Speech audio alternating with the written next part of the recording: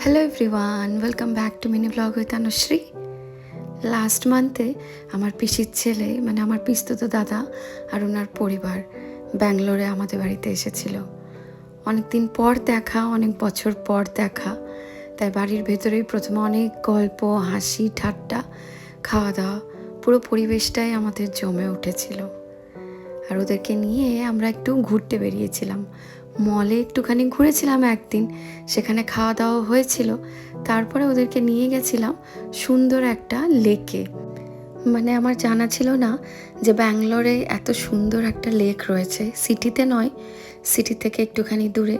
জায়গাটা এত সুন্দর ছিল যে পৌঁছানোর পর সবাই কিছুক্ষণ চুপ করে শুধু চারপাশটা দেখছিলাম।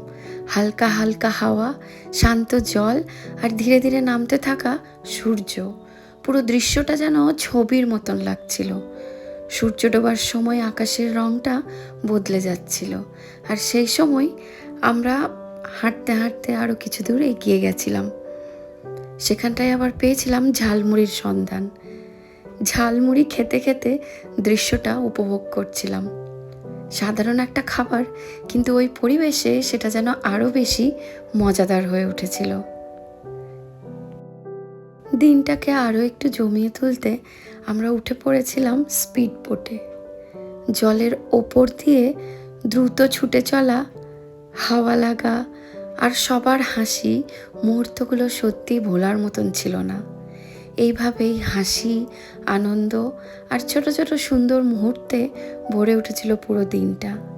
দিনের শেষে মনে হচ্ছিল এরকম সময়গুলোই আসলে সবচেয়ে দামি। অনেক দিন পর সবার সাথে দেখা হয়ে অনেক আনন্দ হয়ে খুব ভালো লেগেছিল। আজকের ব্লগটা এখানেই শেষ করি। আসবো আবার অন্য একটা জায়গার ব্লগ নিয়ে, অন্য কিছু নিয়ে। আর এখানটায় আমরা কোন লেকে গেছিলাম সেটা জানতে হলে আমাকে একটা কমেন্ট করে দেবেন। সবাই ভালো থাকবেন। টাটা।